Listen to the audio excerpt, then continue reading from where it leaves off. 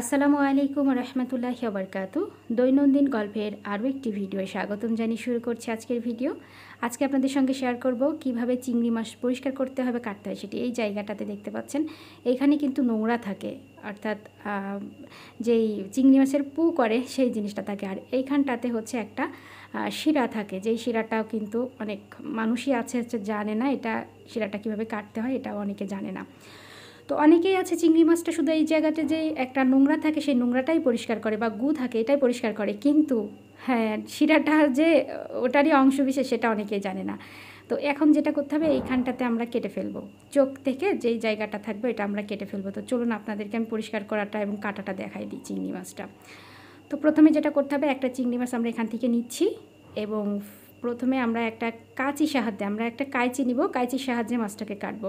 তো আপনারা চাইলে কাঁচি বাদে বটি দিয়েও কাজটা করতে পারবেন, তবে কাঁচি দিয়ে কাটাটা বেশি সহজ হয়। এই যে ফোর পাকনা এগুলা, তো আমরা ফার্স্টে মাছটাকে এরকম করে বাম হাতের দিকে ধরবো আর ডান হাতের দিকে ফোরগুলাকে রাখবো। এখন এই পাকনা মানে যেই ওদের পা বা ঠ্যাং যেগুলো থাকে এইগুলাকে আমরা সুন্দর মতো একটা কাঁচির সাহায্যে কেটে ফেলবো।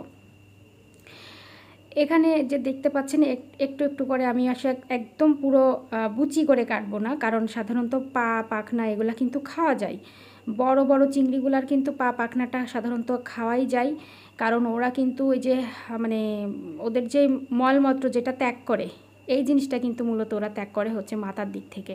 যার কারণে আপনারা চাইলে কিন্তু ওদের এই যে এই হাড্ডি কুড্ডি যেগুলো থাকে এগুলো আপনারা খাইতে পারবেন। তো একটু ছোট হলে এগুলো ফেলেই দিতে হয়, তো আমি মোটামুটি ফেলে দিলাম। আর এখানে যে মাথার এই যে অংশটা, এই দাড়ি দুইটা, এই দুটাকে একদম পরিষ্কার করে কেটে ফেলতে হবে, গুঁড়া থেকে কেটে ফেলতে হবে। তো আমরা কেটে ফেলে দিলাম। আর এখানে হচ্ছে ওর যেই ইয়েটা থাকে মাথার, এই যে বড় একটা শক্ত কাটা, এই শক্ত কাটা সহই আমি এখান থেকে চোখ সহকারে আমি কেটে ফেলে দিব। তো এইভাবে চোখ সহকারে আপনি কেটে ফেলবেন, তাহলে মাথার যে খোলসটা থাকে এটা হাত দিয়ে টানলে উঠে চলে আসবে। আমি আপনাদেরকে এখনই দেখাই দিচ্ছি। এই যে দেখেন, এইভাবে হাত দিয়ে যদি আপনি একটু চাপ দেন সুন্দর মতো খোলসটা কিন্তু খুলে চলে আসবে। এটাই মেনলি খুলতে হবে। কেন খুলতে হবে? কারণ হচ্ছে এই যে জায়গাটা, এইখানটাতেই কিন্তু ওই নোংরাটা থাকে। হ্যাঁ, মাছের যে নোংরা জিনিস হয় না, ওটা কিন্তু এখানে থাকে। তো আমরা এখান থেকে একটু কাচে দিয়ে এভাবে টান দিলে দেখেন বের হয়ে চলে আসলো। এই যে বের হয়ে চলে এসেছে দেখেন। এটা আপনারা চাইলে বটি দিয়েও কিন্তু টানে এভাবে বের করে ফেলতে পারবেন। তো আমি এখন এটাও একটু ধুয়ে নিব। তো আমি এটা একটু পানি দিয়ে ধুয়ে পরিষ্কার করে নিয়েছি মাথার এখান থেকে। তো এখন যেটা করতে হবে, এখানে একটা শিরা আছে, এটাকে কাটতে হবে।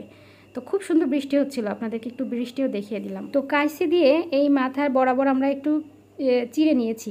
এরপর দেখেন একটুখানি করে টান দিলে একটা শিরা বের হয়ে আসছে। এই শিরাটাকে জাস্ট সোজা সোজা করে ধরে টানতে হবে, একদম সোজা সোজা করে ধরে যখন আপনি টান দিবেন তখন দেখবেন যে এরকম করে বের হয়ে চলে আসবে। তো এই জিনিসটা অনেকেই আছে যে জানেন না, বা অনেকেই আছে যে এটা বের করেন না, মাছ রান্না করে ফেলেন। দেখেন এটার মধ্যে কত নোংরা রয়েছে। মূলত এই যে নোংরাটা কিন্তু মানে যেই পু বা যেই পুটা আর কি যায়, এটা কিন্তু এই শিরাটার মাধ্যমেই মাথার মধ্যে আসে, মাথার মধ্যে জমা হয়, এবং মাথা দিয়েই কিন্তু ওরা আবার এটাকে এই মলমূত্র হচ্ছে পাস করে। তো ফাইনালি এই যে আমার কাটা হয়ে গিয়েছে। আপনারা চাইলে গায়ের এই শিকলাটাও ছুলে ফেলতে পারেন। তো আজকের ভিডিও এই পর্যন্ত। আপনাদেরকে এরপরে শেয়ার করব কিভাবে এটি রান্না করতে হবে। সবাই ভালো থাকবেন। আসসালামু আলাইকুম রহমতুল্লাহ।